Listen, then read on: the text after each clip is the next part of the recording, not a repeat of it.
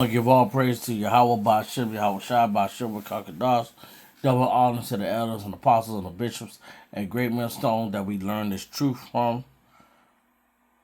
From the elders and apostles and the bishops at great millstone that labor night and day, making sure we get this 100% truth.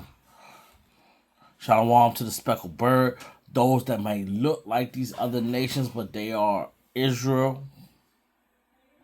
Shalom to all the Akim of Great Millstone, GMS. And shalom to all the Aqua that listen in silence, that are obeying the rules.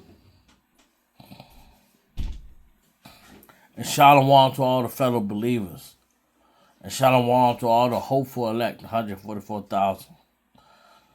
And shalom to all those brothers that's out there on the highways and hedges making videos. Shalom. Man, we're going to go right into it, man. We're going to play some videos and go right into it.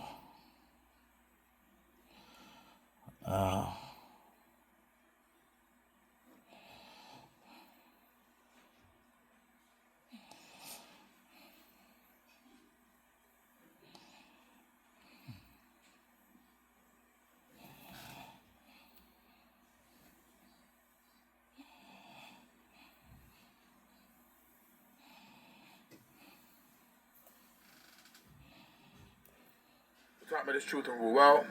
Salutation and salutations to the brothers out there that are laboring and pushing this truth in truth and in sincerity and in charity. ICE carried out about 49,000 arrests. In that same time frame in 2025, now under President Trump, the number of arrests has surged by about 122%. So where in America is this happening? Texas alone represented about 23.2% of all arrests nationwide. Florida followed with about 11%, California with 7%, Georgia with 4%, and Arizona with 3%. The day he entered office, Trump scrapped Biden's policy that protected schools, hospitals, churches, and courthouses. Since then, ICE can operate in virtually any public space, making everywhere fair game. These days, it seems like not an hour goes by with Shadow Dragon, which makes SocialNet. The problem with social media surveillance is that, by its very nature, it's a massive dragnet operation. They're collecting data on basically everyone, especially anyone who's posting online all the time. This massive amount of data that's being collected doesn't just go away. All this data is likely being stored and can potentially be used at any point in the future to target you for anything. So right now, these tools are being used to target one kind of speech, but in the future, an administration could choose to use it to target something entirely different. A big problem with social media surveillance is that it can chill speech. You might not post about things online if you know that ICE agents or other law enforcement are flagging your speech just because you said a certain keyword or expressed a certain sentiment. That's going to dissuade people from exercising their First Amendment rights, going to protests, or speaking out against things they disagree with.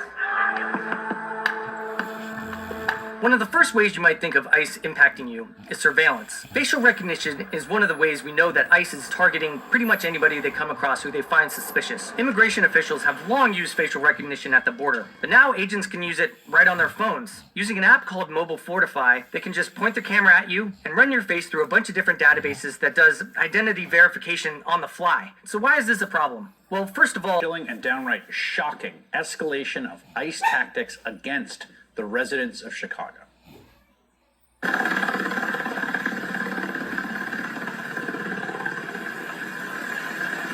the middle of the night, hundreds of armed federal agents and police, backed up by riot trucks, smoke grenades, and helicopters, breached fences and busted doors in an immigration raid on an entire apartment building on the city's south side. They pulled dozens of residents from their homes and zip ties, including children, some of them without any clothes. They then held some outside for hours and dragged the others into rented vans. It was scary because I've never had a gun put in my face. Neighbors like Ebony Watson says they ducked for cover as they heard several flashbangs go off. They was terrified. The kids was crying. People was screaming. They looked very distraught. I was out there crying when I seen the little girl come around the corner. Because they was bringing the kids out too. Had them zip tied to each other. One of them literally laughed. He was standing right here. He said, them kids. They zip tied the kids together. ICE put out a statement saying they were pursuing Trinidad gang members But U.S. citizens living in the building say they were detained too. The cops told them that if they had any unrelated warrants, they wouldn't be going back home. 37 people were ultimately arrested after agents separated children from their parents on the street. And if you're looking at this and asking yourself, how is this legal? That is the right question to ask. And it has kind of an answer. And to understand it, you have to go back to Los Angeles this summer, where federal immigration agents started pushing the envelope on orders from the White House. They raided Home Depot parking lots and Walmart lots, and they grabbed people they saw. Near one Home Depot, masked agents with batons grabbed Narcisco Barranco, who has lived in the U.S. for more than 30 years and has 3 sons serving in the Marine Corps. Agents beat Barranco on the ground, dislocating his shoulder before detaining him. In Van Nuys, agents raided a car wash, remembering this, sending patrons and workers scrambling before the 79-year-old owner, who is a U.S. citizen named Rafi, tried to ask them what they were doing. That is when Rafi was taken down by agents and eventually handcuffed. Rafi says he was injured in the process. And they sit on me. This is my elbow, about a week ago. And this is my arm. Rafi says he and 5 others at his car wash were taken to a federal...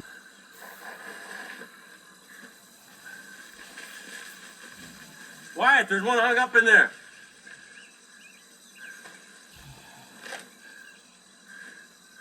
Hey! Hey, guys.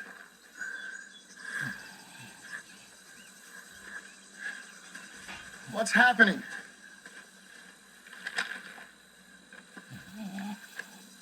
I guess there's some kind of misunderstanding here. Yeah? Yes, sir. Those 2 guys over there, they're my colleagues.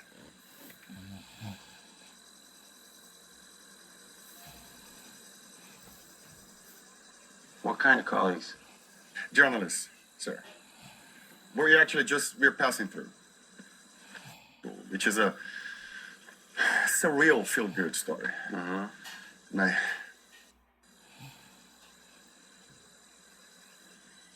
This guy's your colleague? This guy here? Yes, sir. He's my...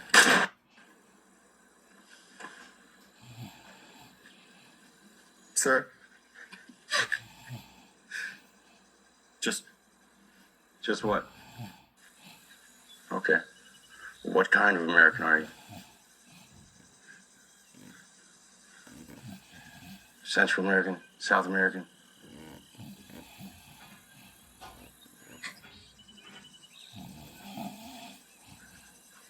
What? Florida. Florida. Central.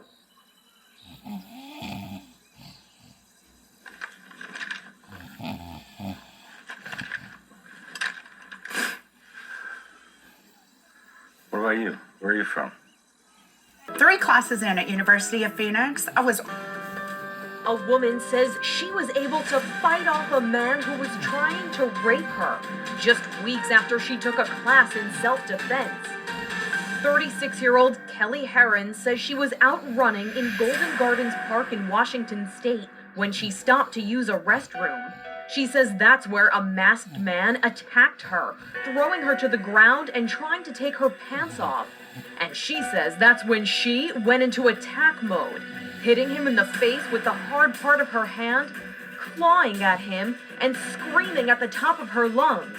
All things she learned during a 2-hour self-defense class she took just a few weeks prior to this incident. She says she was able to get away, and passersby helped her lock him in the bathroom until police could come.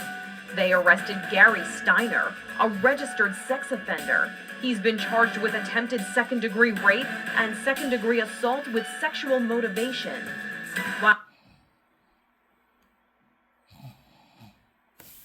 Just to show you, all this stuff is going to happen during Jacob Trouble. Everything that you have seen in these videos is going to happen. Everything. You're going to have ICE agents. You're going to have people trying to protect themselves. People being killed. Everything that you look on everyday news is going to happen in these last days. In these times of Jacob's trouble. It's going to happen. You cannot escape it. You can't.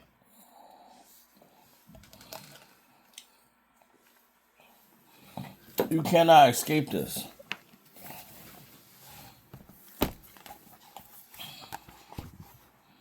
These are the things that have to happen and that will happen during these last days.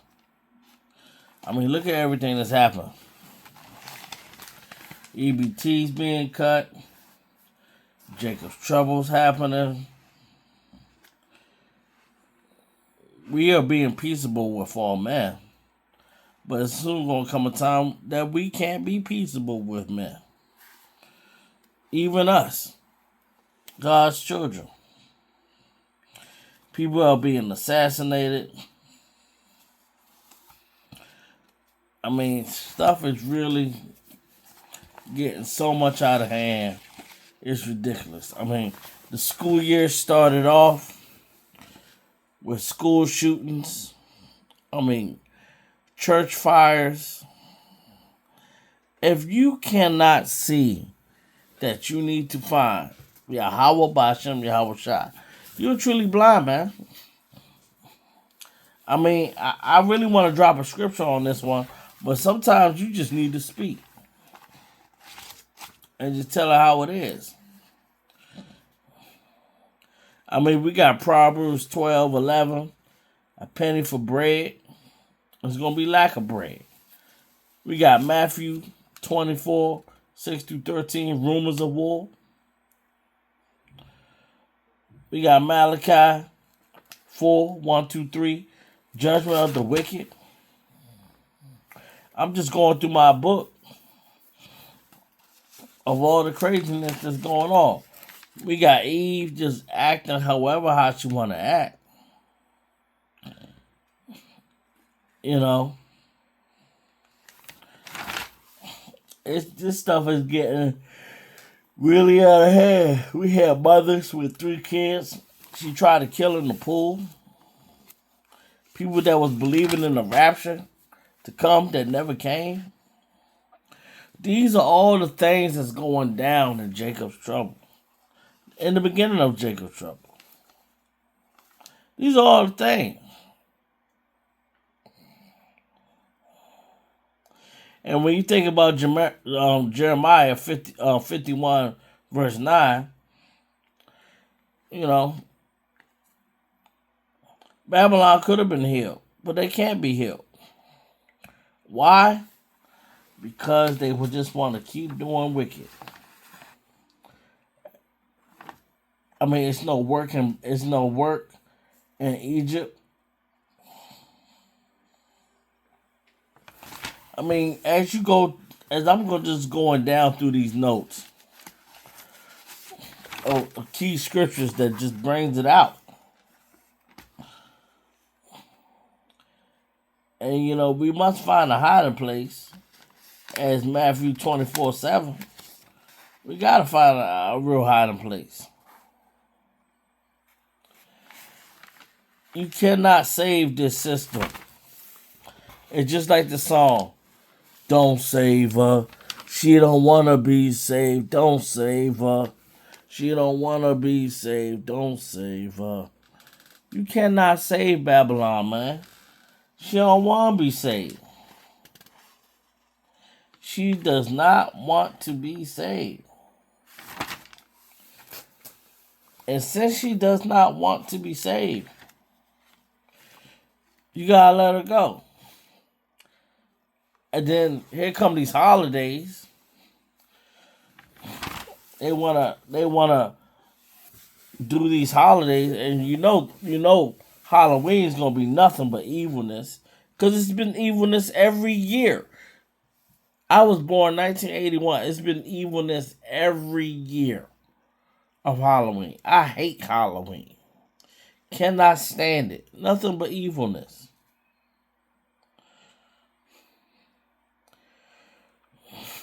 And you wives, man. You wives better hold on to your husbands. Pray for your husbands. Because it is too late if you do not.